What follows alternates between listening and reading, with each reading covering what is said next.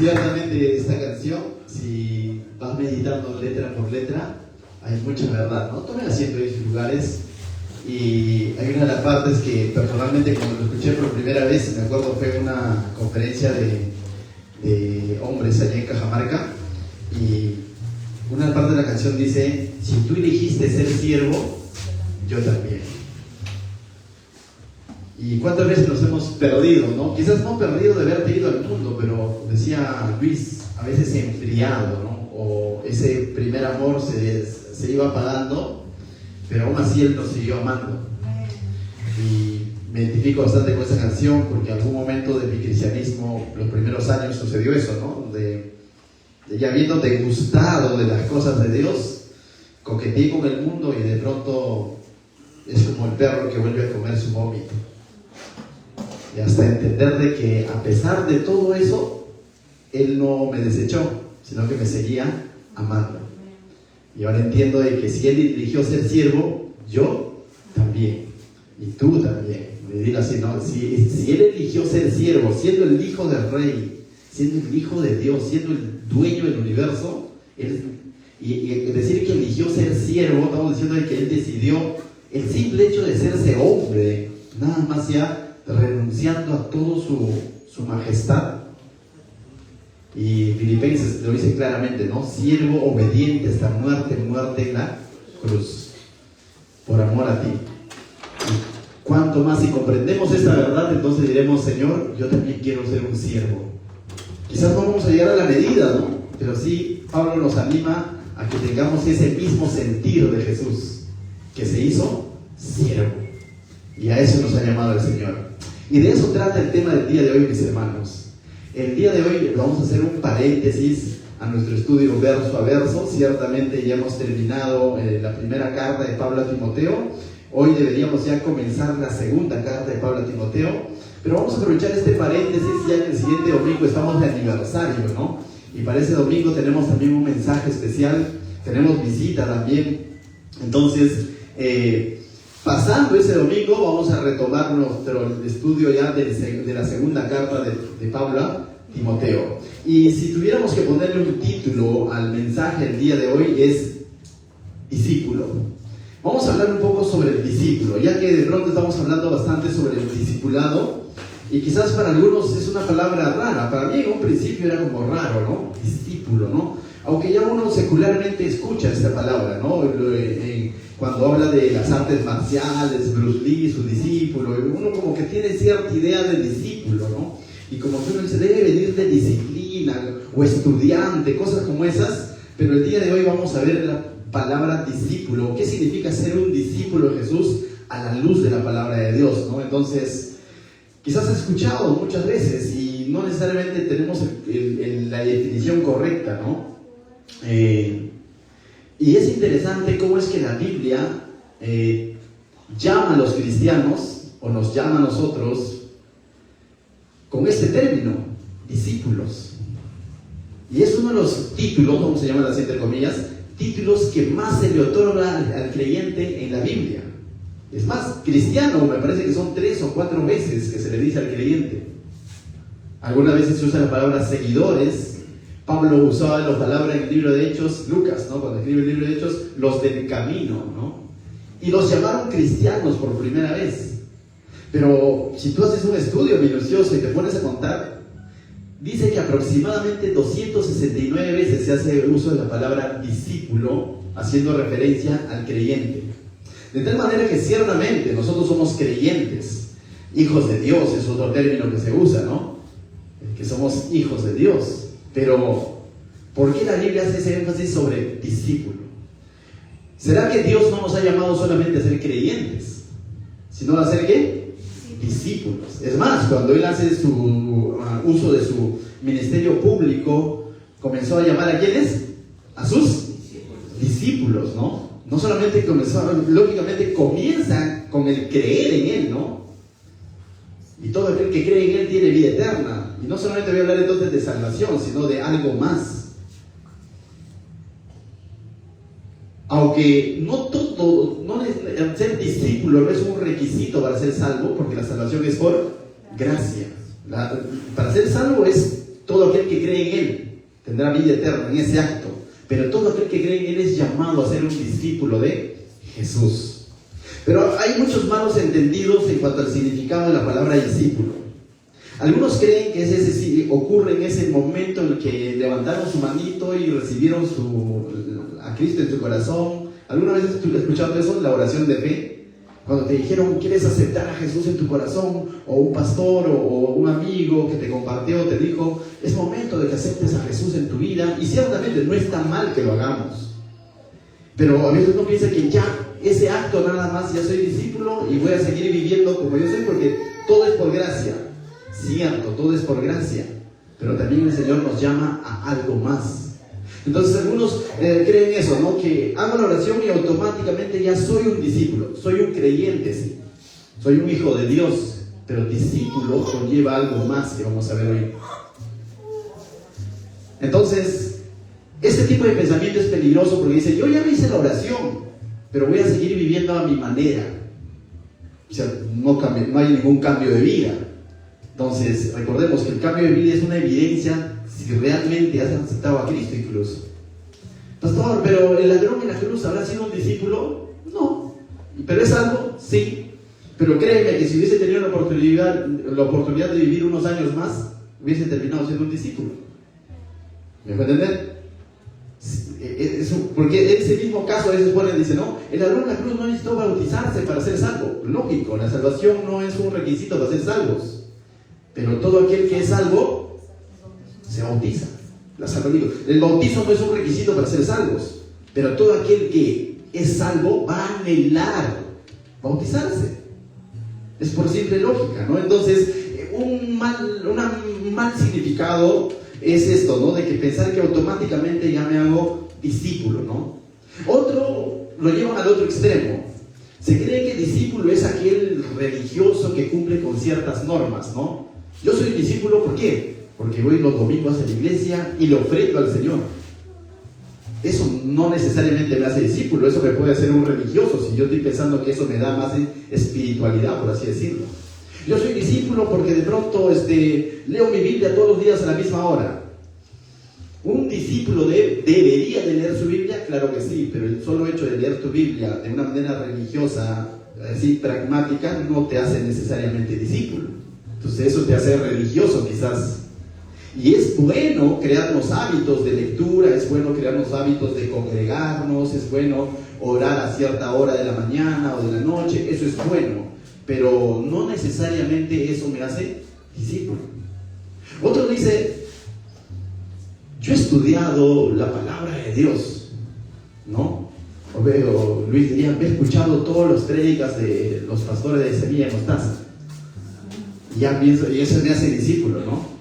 Otro podría decir, yo he estudiado en el instituto bíblico, o yo me he leído la Biblia, pastor, 3 veces de tapa a tapa. ¿Y eso me hará discípulo? Tampoco, porque no solo se trata de conocimiento. Hay gente, por ejemplo, que se dedica a las ciencias políticas o a la historia y puede saber mucho, por ejemplo, sobre la vida de, qué sé yo, ¿no? Dime tú un político, no sé, o de alguien importante, ¿no? Imaginemos de héroes o personajes principales de nuestro Perú y pueden saber mucho sobre ellos. Y te pueden mencionar, oigan, de literatura, imaginemos, ¿no? Han estudiado a Mario Vargas Llosa y todos esos, y se lo saben mucho. Pregunto, ¿necesariamente lo hace un discípulo? No. Puedes saber mucho sobre Dios, pero eso no significa que tengas una relación con Dios. ¿Me entender? Puedes saber mucho sobre alguna persona y haberlo estudiado a tal punto, y yo me sé toda la Biblia, revés al derecho, pero no necesariamente eso te hace un discípulo. Otros piensan que el discípulo solamente son algunos que pertenecen a cierta élite, ¿no? Algunos que quizás tienen un llamado especial, ¿no? Discípulos son los pastores o predicadores, nada más. No, vamos a ver a la luz de la palabra que a todos se nos llama a ser discípulos. Entonces, el día de hoy, mis hermanos, vamos a responder a esta pregunta, ¿no? ¿Qué significa ser discípulo de Jesús? Y lo vamos a hacer basados en el Evangelio de Juan. Te invito a que abras tu Biblia en el Evangelio de Juan. Vamos a estar moviéndonos bastante sobre este Evangelio. Y ciertamente, ¿no? El Evangelio de Juan es uno de los evangelios que más enfatiza esta verdad de qué es ser un discípulo, ¿no? Entonces vamos al Evangelio de Juan capítulo 1. Uno de los primeros puntos que vamos a ver, mis hermanos, a la luz de la palabra, basado en el Evangelio de Juan, es lo siguiente: que para ser un discípulo necesito necesariamente tener una experiencia personal con Jesús. Ser discípulo no es hereditario. Si mi papá era cristiano y servía a Dios y era muy, qué sé yo, ¿no? Muy temeroso del Señor, eso no me lo puede heredar. Puede influenciar, sí. Y como padres somos llamados a influenciar sobre nuestros hijos, ¿no? Ese amor a Dios. Pero ellos necesitan tener una experiencia personal con Jesús, así como cada uno de nosotros lo hemos tenido o deberíamos haberlo tenido ya. De tal manera que el discípulo no se puede reducir solamente a conocimiento, sino a ese encuentro que a veces no sabes cómo explicarlo. ¿Te ha pasado? Haz memoria, ¿no? Aquel momento de tu vida en que quizás te compartían de Cristo, pero tuviste que pasar una situación en la que tú tuviste ese encuentro especial con Jesús. Y dices, no sé cómo explicarlo, pero algo sucedió en mí. Hubo un quiebre en mi vida, hubo un giro de 180 grados. Esa experiencia tiene que haber sucedido, ¿no? Entonces, es como decirle, hermano, está tan rico este jugo que no sé cómo contártelo, tienes que tomarlo. Tienes que beberlo para que lo puedas tú experimentar, ¿no? Entonces, mis hermanos, para ser discípulos necesitamos haber tenido una experiencia personal con Jesús. Esta experiencia personal con Jesús es muy distinta a solo conocer de Jesús. Eso es tener una relación personal con Jesús. Yo puedo decir que conozco a mi esposa porque paso tiempo ¿con quién? Con ella. Porque vivimos de arriba abajo y no me quiere dejar irme solo. Por ejemplo, cuando vivo en el carro, él siempre quiere estar ahí. Donde yo trabajo, quiere trabajar. Entonces yo abiertamente puedo decir, la conozco tanto por el tiempo que pasamos, ¿no? Pero también conozco de relaciones donde por más que te lleven tiempo, pero no se conocen porque no pasan tiempo. Entonces, pasar tiempo es una otra cosa que por mí me pueden dar su biografía y qué le gusta y todo lo más, y teóricamente yo lo puedo estudiar, pero no significa que yo tenga una relación con ella. Intelectualmente yo puedo saber cómo es Sofía, pero otra cosa es vivirla, ¿no? Cuando reniega, cuando ya yo sé que levantarla cuando está durmiendo es peligro, ¿no? O sea, danger, no lo hagas. Pero si me dan su biografía no diría eso. Eso lo he tenido que descubrir en la experiencia personal que tengo con ella. De la misma manera es con el Señor Jesús, mis hermanos. Es una relación personal, no es un mero conocimiento. Amén. Entonces vamos al libro de Juan. Mira lo que sucede en el capítulo 1, verso 35. También lo vamos a tener en pantalla, si no me equivoco. Dice, esto habla justamente, este pasaje está donde Jesús está llamando a sus primeros discípulos. Jesús ya ha hecho su aparición. Juan el Bautista ya ha dicho, he aquí el Cordero de Dios que quita el pecado del mundo. Y le ha dicho a sus discípulos que eran seguidores de Juan, le ha dicho, sigan a ¿quién? A Jesús. ¿Correcto? Él es, ¿no? Yo ya no, les ha dicho, yo ya no, ya. Él es. Entonces ellos comienzan a seguir a Jesús. Mira lo que dice el verso 35. El siguiente día otra vez estaba aquí, dice, Juan y dos de sus discípulos, y mirando a Jesús que andaba por allí, dijo, he aquí el Cordero de Dios. Y lo oyeron hablar los dos discípulos. ¿Y qué dice? Y siguieron a Jesús. Entonces estos dos discípulos están siguiendo a Jesús de alguna manera de lejos, ¿no? Aún no tienen una relación personal. Han escuchado sobre Jesús. ¿A través de quién? De Juan. Juan ha venido anunciándoles y hablándoles a la luz de la palabra de Dios desde el Antiguo Testamento. Les ha estado diciendo las características que deberían de tener el Mesías, el Salvador. Pero ahora ellos ya lo están viendo, pero aún podríamos decir que ya tienen una relación con Jesús. No, porque todavía recién lo están viendo, lo están siguiendo. ¿Qué dice el verso 38? Y volviéndose a Jesús y viendo que le seguían, les dijo, ¿qué buscáis? Ellos le dijeron, Rabí, que traducido es maestro. Ellos tenían muchos maestros. Decir maestro en la cultura judía era normal. Quizás no habían universidades, pero escuelas rabínicas, escuelas de maestros. Una escuela, por ejemplo, era la escuela de Gamaliel, que era un personaje, no era una universidad, era un personaje, era un maestro reconocido. Entonces ellos dicen no, ellos le dijeron rabí, que traducido es maestro, ¿dónde moras? Es decir, ¿dónde vives? ¿Dónde habitas? ¿Dónde pernoctas? ¿Dónde pasas tiempo? ¿Dónde te hospedas? No están diciéndole a dónde vas, sino dónde vives. Y Jesús va a abrir las puertas de su sala, ¿no? Y no solamente de su sala, de su recámara. Mira lo que dice el verso 38. No, 39. Les dijo, venid y ve. Y ese es el mismo llamado que Jesús nos hace siempre. Venid y ve. Experimenta. Diríamos, pruébame, pasa tiempo conmigo. Entonces, nada como verlo, ¿no? ¿Has visto los famosos ventas por Temu? Donde te dan una foto todo bien bacán y hacen su pedido y les llega una cosita. Nada como verlo en vivo y en directo, ¿no? Es distinto a verlo por foto. ¿Cuántos chascos han recibido las personas que se han enamorado por internet, ¿no? Que cuando se conocieron, next, ¿no? es distinto face to face, o sea, cara a cara, ¿no? Y Jesús les está diciendo, vengan. Jesús no les está diciendo, vivo en tal lugar, manzana acá, lote 11D, ahí estoy. No, sino les dice, venid y ve. Lo mismo te dice a ti. Cuando tú quizás estuviste siguiendo de lejos a Jesús, por ahí alguien te invitaba a la iglesia o te compartía y tú te hacías de rogar, pero ¿cómo es eso? Todo, hasta que en un momento Jesús te dijo, ven y ve, experimenta. Lo que te dije hace un momento, yo te puedo hablar mucho sobre el jugo de naranja, pero lo mejor es, tómalo, experimentalo. ¿Y qué es lo que hacen estos discípulos? Fueron, ¿y qué? Y vieron dónde moraba. ¿Y qué más?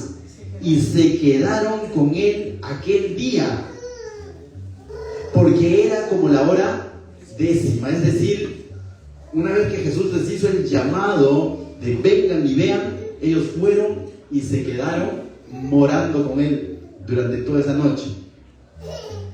Basta que le abras ese espacio a Jesús, créeme que él va a hacer cambios en tu vida. Y esos cambios van a ser así notorios, 180 grados. No es el único ejemplo. Aquí fue al contrario, ¿no? Hubo un hombre chaparro que se subía a un árbol sicómoro y quería ver a Jesús, aunque de lejos, ¿no? Y la multitud lo atajaba, pero él estaba viendo y Jesús le dijo, hey, es necesario, Zaqueo, es necesario que yo vaya hoy a cenar a tu casa, ve a freír las papas, ¿no? Y ese Jesús entra y mora en la casa de Zaqueo, pero no en vano. Vemos cómo en Zaqueo hay un cambio. Zaqueo sale transformado de lo que era un usurero, termina diciendo, voy a devolver al cuádruple. Eso se llama cambio de vida. Y dice Jesús concluyendo, ¿no? Porque el Hijo del Hombre ha venido a salvar lo que se había perdido. Mis hermanos, no dice al que se había perdido, aunque vino a salvar a Zaqueo, a ti, a Roy, a mí, a cada uno de nosotros. Pero ¿saben qué se había perdido fundamentalmente? La verdad de Dios para los judíos estaba clara. Antiguo Testamento, Torá y todo lo demás. Pero los maestros hacían uso de esta verdad sin amor. Lo que se había perdido es el amor por el pecador. Y Jesús vino a mostrar ese amor. Y no puso condiciones, simplemente les dijo, vengan y experimenten. Ábreme la puerta de tu casa y yo entraré. Y entró y transformó la vida. Y vamos a ver cómo estos dos discípulos, esa noche que pernoctaron con Jesús, que moraron con Jesús, va a haber un cambio. A eso es lo que me refiero, de que todo discípulo debe de haber tenido una experiencia personal con Jesús. Tiene que haber abierto las puertas de su corazón y haber comenzado esa aventura de fe, esa relación personal. Y esto es personal. Mi papá lo hizo. Sí, tu papá, pero necesitas hacerlo tú. Mi esposa lo hizo. Ella sí va a la iglesia y ella ora, pero necesitas hacerlo tú. Mi esposo lo hizo. Él sí es bien piadoso, pero necesitas hacerlo tú. Mis hijos van a la iglesia y ellos lo hacen, y sí, pero necesitas hacerlo tú, porque esto es personal. Verso 40, ¿qué dice? No, sí. Andrés era uno de ellos, ¿no? Hermano de Simón, era uno de los dos que habían oído a Juan y habían seguido a quién. Es uno de los que habían experimentado a Jesús esa noche, ese día y esa noche. ¿Cómo se llamaba? Era Andrés, dice, ¿no? Y ese Andrés era hermano de Simón Pedro. Era uno de los dos que habían oído a Juan y habían seguido a Jesús. Este halló primero a su hermano Simón y le dijo: hemos hallado al Mesías, que traducido es el Cristo. ¿Te acuerdas que nos dice, hemos hallado al Rabí? ¿Hemos hallado al Maestro? No. Ese seguir distante que ellos hacían, veían a Jesús solamente como un hombre sabio, como un maestro más normal en Jerusalén, en Israel. Pero ellos ahora dicen, después de haber pasado esa experiencia personal con Jesús, dicen, hemos hallado al Mesías, al Salvador, al Cristo, al ungido de Dios, el Hijo de... Para el judío, Cristo es el Hijo de Dios. Hemos al Señor, al Curios, a Él lo hemos hallado. O sea, están diciendo, están reconociendo que han hallado al Mesías prometido por Dios. Ha habido una transformación. Hay mucha gente que tiene mucho respeto por Jesús y por la Biblia y por la iglesia y nos ven como moralistas o qué buenos que son, hacen obras sociales, sí, pero eso es distinto. Eso podría llamarse un simpatizante del cristianismo. Pero aquel que ha tenido un encuentro personal con Jesús va a ver a Jesús como su Señor, como su Salvador, como su Cristo. Eso no lo aprendes leyendo nada más, mi hermano. Eso no lo vas a aprender solo en un instituto. Para eso necesitas tener un encuentro personal con Jesús, experimentar, abrirle tu corazón a Él. Entonces, dice, ¿no? Entonces va y mira, y en segundo lugar, no solamente está reconociendo eso, sino que lo está compartiendo con alguien más. Aquel que ha tenido ese encuentro personal con Jesús, naturalmente se va a ver en la necesidad de compartir esa verdad con alguien más. No se va a quedar mudo. ¿Qué hizo Andrés? Fue y buscó a su hermano, ¿no? A Pedro, y le dijo: hemos hallado al Mesías, que traducido es Cristo. Verso 42. ¿Y qué más hace? Y le trajo a Jesús. Entonces, todo aquel discípulo que ha experimentado un encuentro con Jesús va a anhelar llevar a otros, ¿a quién? A Jesús. Y de una manera, y créeme que Jesús aún no le ha dado la gran comisión. Estamos comenzando. Jesús aún no le ha dicho, por tanto, id y haced discípulos. No. Con naturalidad, o sea, todavía no ha llevado un discipulado 1, 2, no ha estudiado verso a verso Timoteo, nada. Simplemente ya experimentó a Jesús en su vida, y lo que está diciendo, invitar a sus familiares. Pedro, vamos, él le ha hallado a Jesús. Mis hermanos, a veces tenemos años de cristianos y nos cuesta invitar a nuestros próximos, a nuestro prójimo, sea amigo, familiar, compañero de trabajo. Nos cuesta, o simplemente ya estamos conformes con que nosotros hemos conocido a Jesús, pero nos hemos olvidado de que debemos de llevar a otros a Jesús. Pues un discípulo naturalmente esto va a ser algo automático en él.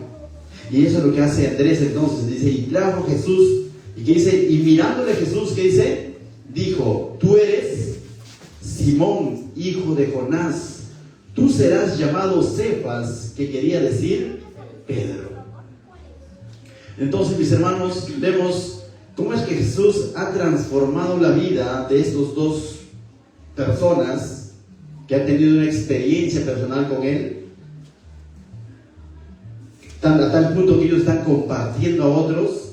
Y vemos cómo es que Jesús ofrece a Pedro, de alguna manera, un cambio de vida. Primero le muestra que Jesús le conoce, ¿no?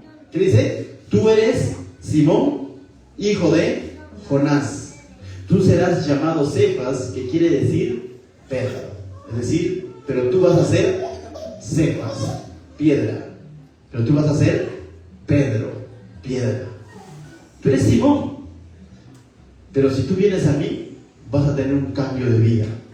¿Te ha pasado que cuando, a mí me ha pasado, no sé, espero que también haya pasado algo en ti, que cuando me invitaron por primera vez a una reunión cristiana, fui de alguna manera escéptico, primero engañado no, me autoengañé, porque a mí me dijeron te invito a una reunión, no me dijeron reunión cristiana, y yo fui pensando que era un tono.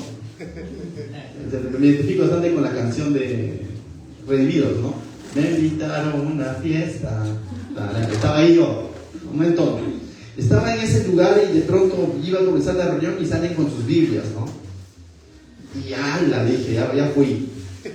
Y ya hay que ser diplomático, no te vas a salir corriendo, ¿no? Pero ¿sabes lo que pasó? Y tal vez te ha pasado. Que cuando el hermano comenzó a compartir, ¿qué está pasando, no? ¿Quién ha contado mi vida este fulano? No es el hermano, es Dios, es Cristo que te está diciendo te conozco. Sé qué está pasando contigo. Y comenzó a hablar una serie, y yo sé que estaba compartiendo sobre el hijo pródigo, sobre Jacob que estaba huyendo y todo. Me acuerdo parte de las prédicas de este hermano. Y que este Jacob, ¿te acuerdas que cuando estaba huyendo de su hermano y todo lo demás, tuvo que tener un encuentro luego con Jesús y todo? Con la teofanía que ocurre allá en Génesis. Y yo decía, y él daba ejemplos, ¿no? Y así, quizás tú has estado huyendo varias veces del Señor y todo, y ahora te has declarado ateo. Ese era yo. Y es donde el Señor ahora, como ya quizás con los años, comprendo que era Jesús diciéndome, te conozco. El Señor desvelando tu corazón, así, revelando todo tu corazón, diciendo, te conozco en la ruina en la que te encuentras, por más que te muestres aparentemente bien. Pero Jesús no solamente dice, te conozco y ya fuiste.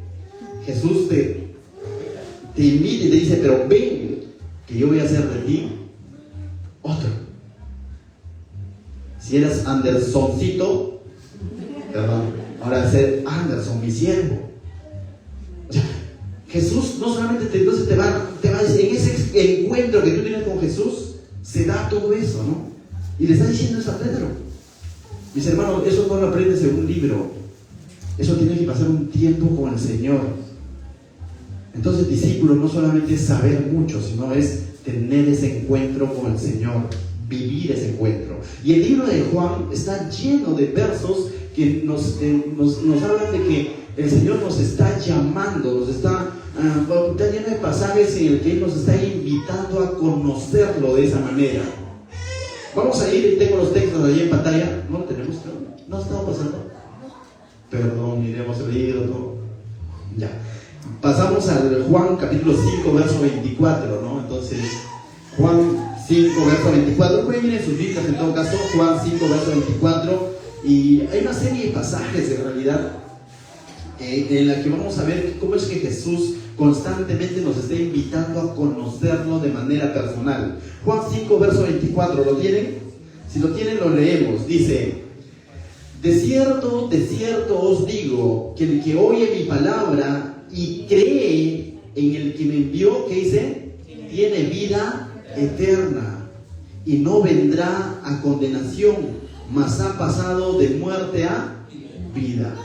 Dice, de cierto os digo que el que oye mi palabra nada más, sino que dice, el que cree, este creer y lo recibe y está de acuerdo, la palabra, y confía, ¿no?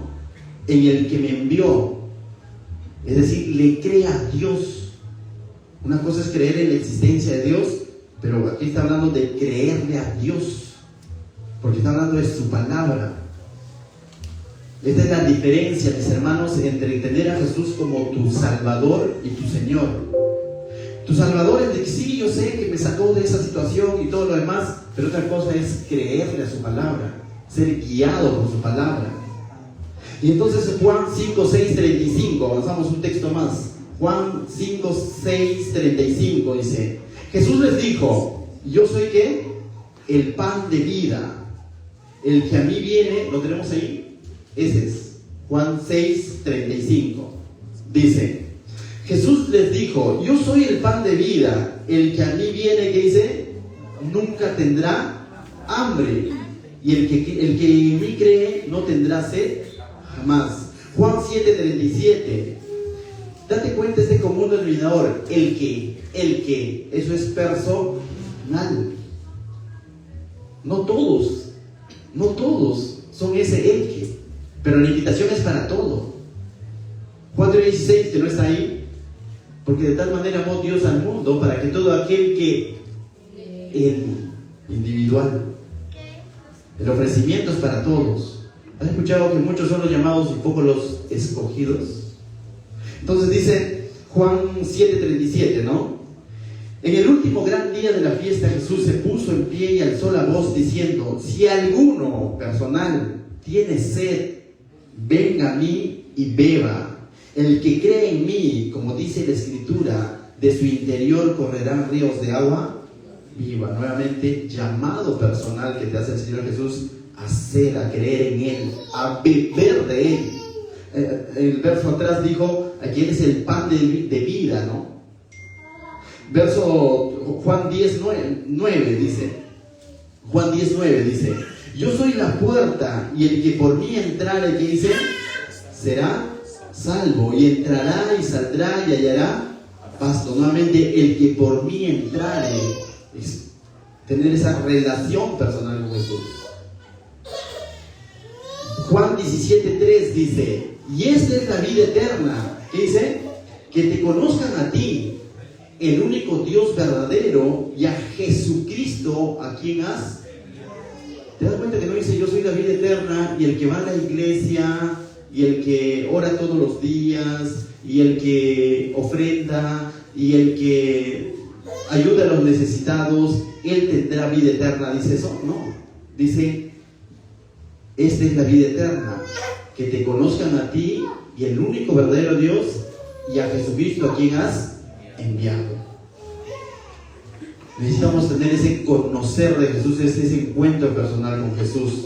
Entonces, mis hermanos, estos pasajes tienen un único propósito, en el que Jesús nos está llamando a experimentar una relación personal con Él. Entonces, todo discípulo tiene que entender esto, que comienza con esa relación personal, ¿no?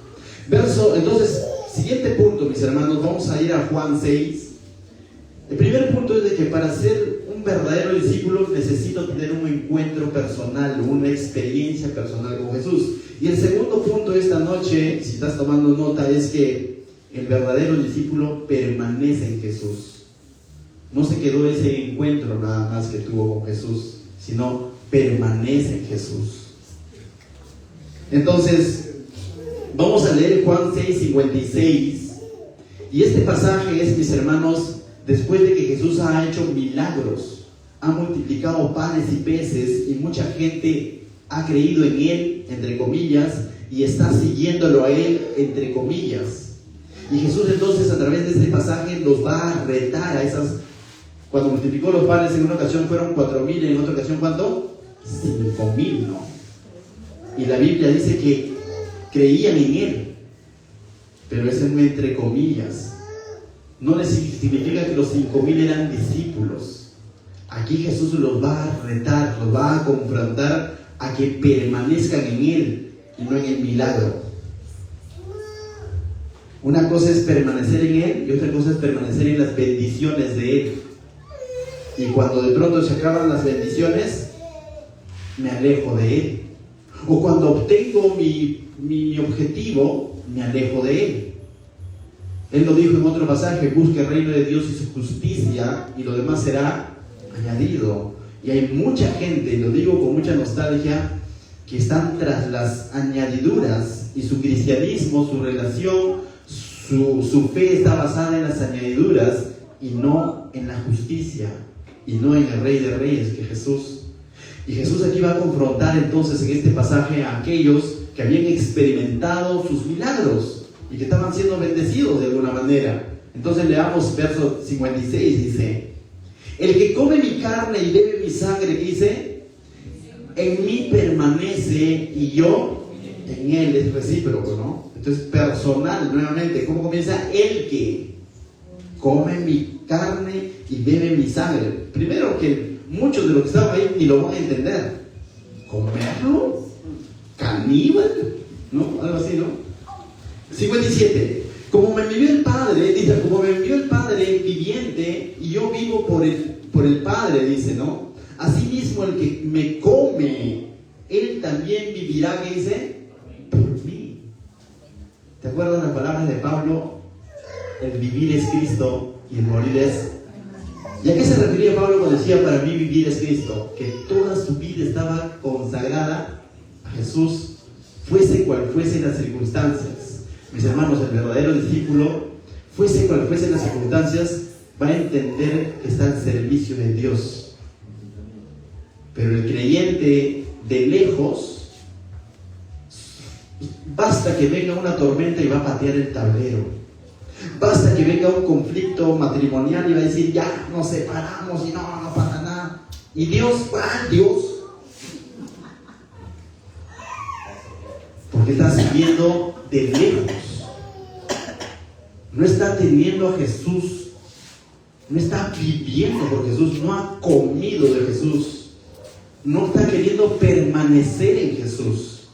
Pero el discípulo permanece en Jesús a pesar de las adversidades. El vivir es Cristo y si me muero, ganancia, pues me voy con Él. Happy, ¿no? Entonces continuamos en este pasaje donde dice, ¿no? Verso 57, no, 58, ¿no? Este es el pan que descendió del cielo, como vuestros padres comieron el maná y murieron, dice. El que come este pan, haciéndose referencia a él, ¿no? Porque he dicho el que come de mí, ¿no? Dice, vivirá eternamente. Estas cosas dijo en la sinagoga, enseñando en Capernaum. Al oírlas, muchos de sus discípulos dijeron, dura es esta palabra, ¿quién las puede oír?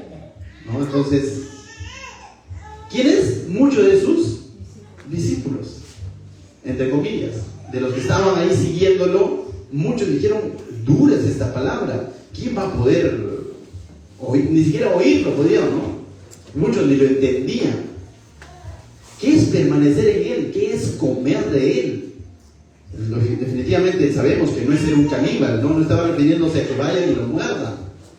Él estaba haciendo referencia a que ese acto de relación, de entregarse completamente a Él, ¿no? De tenerlo a Él como su Cristo. De seguirlo más allá cual fuesen las circunstancias, ¿no? Él estaba invitándolos a tener una relación personal. Esto involucra comer de Él, involucraba que toda su confianza estaba puesta en Él, ¿no? Estar unidos a Él, identificarse con Él, tener esa intimidad personal con Él. Esto es similar a lo que dice, ¿no? Cuando Dios habla sobre el matrimonio y dejará, por lo tanto, el padre, dice, ¿no? El hombre a su padre y su madre y se unirán a su mujer y serán una sola carne, ¿no? Y que ahora son uno solo, o que mantienen su individualidad, ¿no? Normalmente, pero tienen un solo objetivo, son uno solo. Es como decir, nos hemos casado con Jesús, mis hermanos. Es una relación íntima. Me identifico con Jesús y Jesús se identifica conmigo. Toda mi confianza, y lo que decíamos el domingo pasado, mi contentamiento está en Jesús. Eso es comer de Él, vivir de Él, decir, estoy tan impregnado con Jesús y Él en mí. Pero ellos no lo entendían porque, bueno, gracias por el pan, gracias por el pescado y gracias por las sanaciones, pero involucrarme con Jesús a ese punto, paso, next. Eso no es ser discípulo. Verso 66 dice, desde entonces muchos de sus discípulos, ¿qué dicen? Volvieron atrás y ya no andaban con Él. Muchos de ellos fueron confrontados. A veces, mis hermanos, me da mucha nostalgia Cuando se deja de compartir este tipo de mensajes donde te invitan a que te comprometas más con tu Señor, y de pronto se comienza a compartir más sobre las añadiduras que Dios ofrece. Dios te va a bendecir, Dios te va a enriquecer, Dios te va a sacar de esa situación, Dios te va a sanar, que no está mal. Pero a veces eso gusta escuchar al hombre. Pero si de pronto me comparten y me dicen que necesito comprometerme más con mi Señor, no. Esas iglesias son muy legalistas, dice. Por ahí alguien dijo, todo es Biblia, Biblia nada más. Todo es arrepiéntete. Todo es que tienes que buscar de Jesús. Todo es obediente. Tiene que ser así. A eso nos invita el Señor.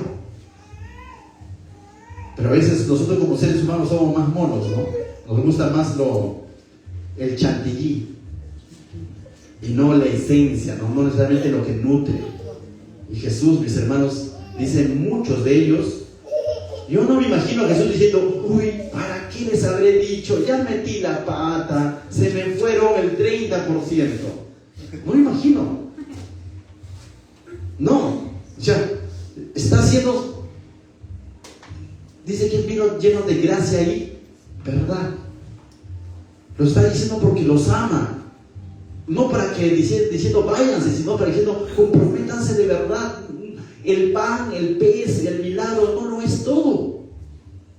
Como esos leprosos, ¿no? El hecho que te saquen la lepra no lo es todo. Ven a mí y póstrate y reconóceme como tu Salvador. Y su fe lo salvó a ese 10º leproso que fue a él. Pero mis hermanos, a veces nos quedamos en ese punto donde, bueno, sí, me está yendo bien o no, mira, no es suficiente. Necesitamos permanecer en él, en las buenas y en las malas. Verso 67. Dijo entonces Jesús a los 12. Mira Jesús, yo dije, Señor, ¿por qué les dices? Se van a ir más. Entonces dijo Jesús a los 12, ¿quieren acaso irse también ustedes? O sea, parece que Jesús se quiere quedar solo, ¿no? Porque si ya se le fueron, pero lo está confrontando, le está diciendo la verdad. Verso 66, ¿qué dice Pedro? Le respondió Simón Pedro, Señor, ¿a quién iremos? Tú tienes palabras de vida eterna. Captó la idea. Y esta noche el Señor Jesús te dice, ¿tú también quieres solo ser un creyente light? ¿O quieres ser un discípulo? ¿Y qué responderíamos? Señor, solo tú tienes palabras de vida eterna. Mis hermanos, somos llamados a ser verdaderos discípulos. Necesitamos comprometernos y más todavía con Pastor, más todavía con Jesús y permanecer en Él. Necesitamos hacerlo.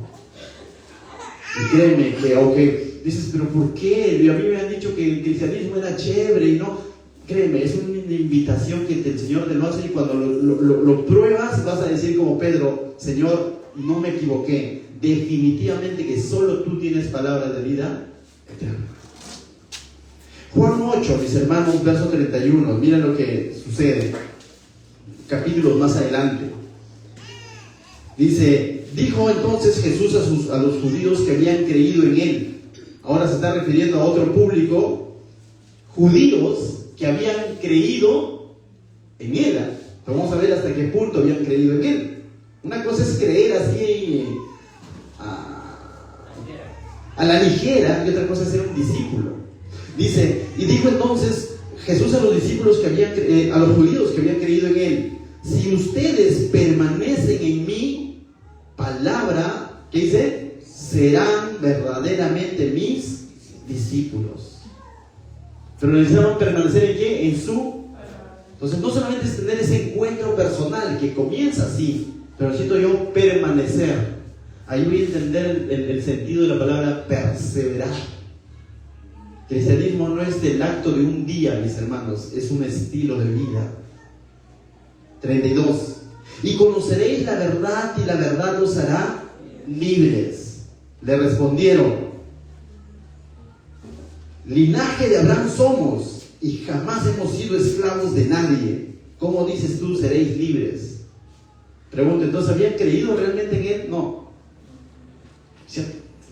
No sé qué habían creído de Él, pero no lo están reconociendo como el Mesías, el Salvador, porque ellos no están entendiendo que los ha salvado de la esclavitud.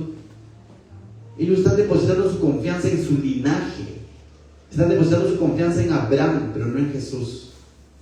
A veces, mis hermanos, depositamos nuestra confianza en cualquier otra cosa. Estoy confiado porque el domingo fui a la iglesia. Yo estoy confiado porque le ofrendé al Señor. Y estoy confiado porque sí, ya leí mi Biblia y pienso que leer mi Biblia es ser un amuleto. Mi confianza tiene que estar en Cristo. Cualquier otro personaje sale sobrando. Menos días, estoy confiado porque el pastor oró por mí. Pastor pecador igual que tú. Estoy confiado porque estoy en Cristo. Pero estos no entendieron, pero la Biblia dice que habían creído en Él, entre comillas. Una cosa es creer y otra cosa es ser un discípulo, permanecer en Él. Hay otro pasaje que no lo tengo aquí anotado, pero dice que muchos creyeron en su nombre, pero Él no se fiaba de ellos porque conocía sus corazones. Mis hermanos, entonces no solo es levantar la mano, no solamente es vestir un polo o no sé, decir, bueno, yo soy de cuna cristiana o no sé qué sé yo, voy a la iglesia Jesús Salvador. No es suficiente. ¿Estás permaneciendo en Jesús? Sería la pregunta. ¿Estoy en Jesús? Continuamos, verso 34. Jesús le respondió: de cierto os digo que todo aquel que hace pecado, dice, esclavo es del pecado. En otras palabras le está diciendo pecadores. O sea, nada que linaje de Abraham ni nada de eso, ¿no? Son esclavos del pecado y seguían siendo esclavos del pecado porque no estaban aceptando a Jesús como su Señor. Por último, mis hermanos, tercer punto de esta noche es: el verdadero discípulo lleva fruto. Primer punto, tiene una experiencia personal con Jesús. Segundo punto, permanece en Jesús. Y tercer punto, lleva fruto. Dice Juan 15: yo soy la vid, y ustedes, ¿qué dicen? Los pámpanos, 15:5, ¿no? El que permanece en mí y yo en él, sucede algo, ¿no? Este lleva mucho fruto, porque separados de mí nada podéis hacer. Mis hermanos, el fruto es una consecuencia natural o sobrenatural, como quieras verlo, pero es una consecuencia de permanecer en Jesús. No dice el que se aprendió toda la Biblia lleva mucho fruto, sino dice el que permanece en mí. Él es la vid, así como un pámpano, como una rama unida a la vid, al tronco. Lleva, dice, mucho fruto. Y todavía dice, separados de él, nada podéis hacer. Pero, ¿has escuchado el pasaje? Pero yo ayudé a los pobres, pero yo hice esto. No los conozco, hacedores de maldad. Porque a veces el religioso quiere hacer lo contrario, quiere hacer obras y basar en sus obras y piensa que por eso ya tiene una relación con Jesús. Jesús es al revés, dice: tengo una relación conmigo, permanece en mí y llevarás fruto. Aliméntate de mí, depende de mí. No seas autosuficiente, cabeza de choclito, depende de mí y llevarás fruto. Y habrá cambios en tu vida y serás de bendición. Mis hermanos, el sinónimo o el significado de llevar fruto, desde el punto de vista de un árbol, es que va a ser de bendición para alguien más. No como ese árbol, ¿te acuerdas de higuera estéril? Donde va porque era tiempo y estaba todo pomposo y va a coger y no hay. ¿Y qué dice? Lo maldijo, ¿no? Y al día siguiente, cuando pasa, el árbol estaba seco. ¿Y cuál fue la maldición? Sécate, árbol. No, la maldición fue: nunca nadie más venga a coger de ti. Mis hermanos, si realmente decimos, porque uno puede decir: pastor, usted no sabe el tiempo que yo paso con Jesús todos los días. Y cierto, yo te voy a creer. Cada uno de nosotros es consciente cómo está nuestra relación con Jesús. Eso No soy quien, ni nadie es quien como para poner en cuestión si le estás dedicando tiempo al Señor o no. Pero sí es claro de que se va a evidenciar a través de tus frutos.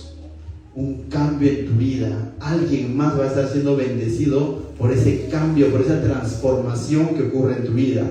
Porque el pasar tiempo con Jesús, hemos visto, transforma vidas. Hemos visto en la vida de Andrés, hemos visto en la promesa que le hace Pedro: eres Cefas, pero ahora serás... No, eres Simón, pero ahora serás Cefas, que significa Pedro. Hemos visto en Zaqueo, hay un cambio de vida, porque ese permanecer en Jesús no te mantiene igual. Ese es el punto, de que estar en Jesús, permanecer en Jesús, no te mantiene igual, no eres el mismo, tiene que haber un cambio, va a suceder un cambio. Ese es el punto, y ese cambio va a mostrar fruto, y ese cambio va a ser de bendición para tu familia, para tus prójimos, para los que están a tu alrededor, y va a decir: definitivamente este fulano, o mi esposo, algún bicho lo ha picado, pero es otro. Lo triste es cuando decimos: soy cristiano, pero los más próximos a nosotros notan que no ha ocurrido ningún cambio. Nos ven igual que siempre, con los mismos malos hábitos, con las mismas malas actitudes, con lo mismo, no sé. Tiene que haber fruto, mi hermano. Es una promesa que está haciendo Jesús. Verso 7. Si permaneces en mí y mis palabras permanecen en vosotros, ¿qué dice? Pedid todo lo que querréis y os será hecho. El que permanece en Jesús no va a pedir cualquier cosa. Hay un claro ejemplo. Pablo permanecía en Jesús y siempre pedía hacer su voluntad. Va a pedir conforme a su voluntad. Este texto mal usado es decir: ya me pide un avión. No. Primero, que aquel que está pensando en el avión es muy probable que no está permaneciendo en Jesús, pero está pidiendo cualquier cosa, entonces no se va a cumplir. Pero que es el que permanece en Jesús, va a estar alineado con Jesús, se va a identificar con Jesús, su confianza va a estar en Jesús y no en el avión. Verso 8, y para terminar, dice: en esto se glorifica mi Padre, en que llevéis mucho fruto y seáis así mis discípulos. Finalmente, mis hermanos, un discípulo lleva frutos, sí, pero esos frutos glorifican al Padre. No hacen que tu pecho se infle y digas: yo soy un discípulo, porque llevo fruto. Por lo tanto, mírenme a mí, mira cuánto fruto llevo. Hoy día todos, cada vez que iban a tomar la foto, se ponían a lampear, ¿no? Es broma. Lógico, es una broma, ¿no? Pero imaginemos llevarlo eso a la realidad, ¿no? Hacer las cosas, pero para que la gente nos alabe, nos reconozca y diga. Me da mucha pena cuando veo por las redes, ¿no? Gran reverendo predicador tal de Cristo, chiquito. ¿Lo has visto? ¿No? El gran predicador, así, siervazo del Señor, de Cristo, o del Señor, chiquitito. Eso habla el corazón. Mira lo que hemos hecho para el Señor. No, mira lo que Dios ha hecho a través de nuestra imperfección, sería. Eso es lo que hacía Pablo. No contaba lo que él hacía para el Señor. Pablo contaba lo que Dios había hecho a través de él. Amén. ¿Qué tal si nos ponemos de pie, mis hermanos, y le decimos a nuestro Dios en oración que haga de nosotros verdaderos discípulos? Padre, te doy gracias, Señor. Gracias por este tiempo que tú nos regalas, mi Dios. Un tiempo precioso en el que